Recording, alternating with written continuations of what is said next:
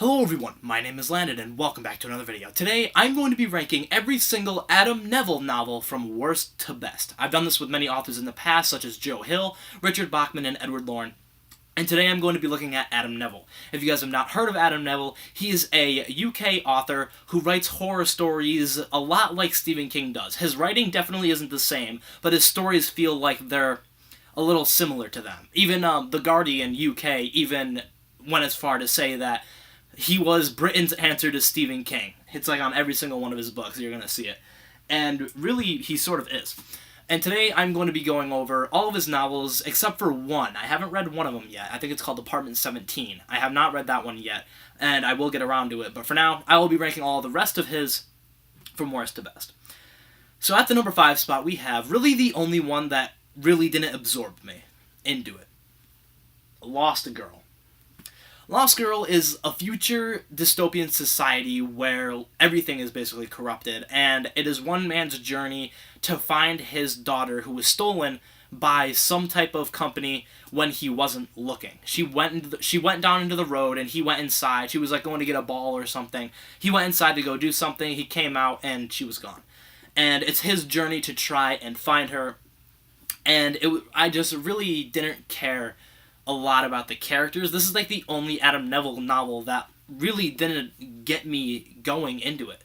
Like, I felt like I was reading it would have been good on film, but I feel like it just didn't work as well as a book. It was still decent enough for me to get through it all, and I definitely am going to go back and read it. I'm going to read his entire collection, including Apartment 17, but that's where Lost Girl ends up on this list. Everything from here on out is great. Under a Watchful Eye. This story revolves around Seb Logan. I haven't read this novel in so long, I forgot what the guy's name was. It revolves around Seb Logan, who has a very weird past that he tries to leave behind, but it catches up to him, and somebody starts tormenting him, and he doesn't know why. And he tries to figure out what the forces are against him, and how he can figure out how to stop it. Everything from here on, all of his books have been able to absorb me into the characters. I really felt for the characters, the story was great, very, very tight-packed horror, and I just felt great throughout all of the books that he's written, besides really Lost Girl. All of these books are just really fun to read, especially this one. Under a Watchful Eye was more fun than any of these other books. It had so much great detail. It was like a cat and mouse chase, and it was so much fun. And I encourage you guys to read every book from here on out. Even including this one, I encourage you guys to read by Adam Nevill if you guys have not started to read Adam Nevill. So yeah, Under a Watchful Eye. At the number 3 spot, we have No One Gets Out Alive. No One Gets Out Alive is basically a haunted house story.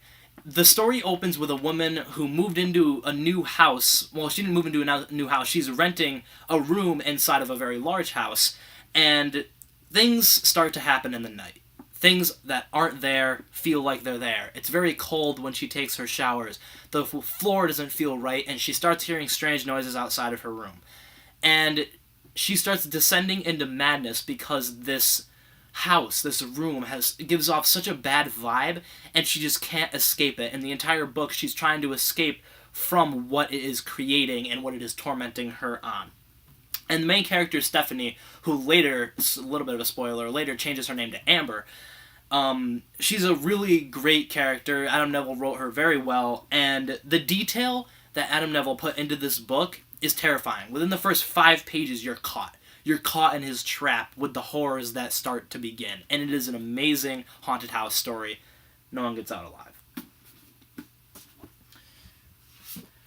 At the number 2 spot, we have Last Days.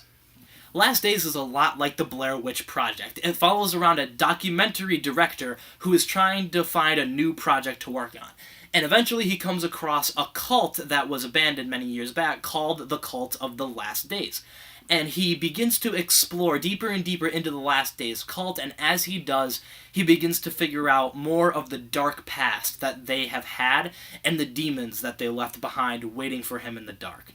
There's a lot of great scenes where he visits, like, the shrines and the altars and the underground, like, what do you call them? Underground, I don't know, not rooms, I guess you call them, of where the last days in the cult had taken place. And every time the main character's in there, you always get a bad vibe. Even before Adam Nevill starts explaining to you what is going on, you just know there's something fishy that's about to happen, and you can just feel it right away. And the way Adam Nevill executes it is very, very good. It's also a very fun book to read because of like the Blair Witch style-esque scenes in it. There's a lot of scenes where it's him with his camera guy following around, and it's a really great book. A lot of great horror elements came into this one, and yeah, right there you can see The Guardian, Britain's answer to Stephen King.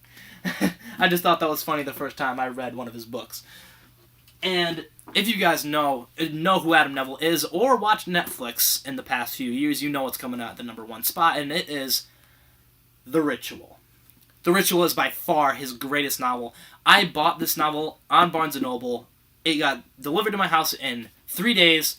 I read it in less than 24 hours. I went to school. I read the first 100 pages. Then I went on a small couple-hour road trip. I read the other 100 pages. I got home, read another 50, and at school the next day I read the last 150. I zoomed through this book just because the story was so good. And that's like really what you can say about it. It was just so much fun to read. It was a great horror story. The monster is kept under the wraps until the end of the book. The characters you really feel for when something bad happens to them, when they die, and when something when something worse than death happens. And if you've read this book, you know what I'm talking about. The last 100 pages are very painful to read because of all the crap and bad luck that one of the characters has to go through, and all the things he sees, and all the stuff that he just absolutely dives into a pit of hell. And it is a great, great horror novel. The movie is actually terrific. They followed the book very, very well. And The Ritual is by far Adam Nevill's greatest work. Can I get the lighting to work? There it is. Is by far one of his greatest book, and it won't be beat. Last Days did come close, but The Ritual remains at the #1 spot, and I think always will. So yes, The Ritual. If you guys enjoyed this video, leave a like, subscribe, hit the bell icon if you're new. I will have a Fright Factor video coming out this weekend, and hopefully an Edward Loren Theorist up next week. And I'll see you guys in the next one.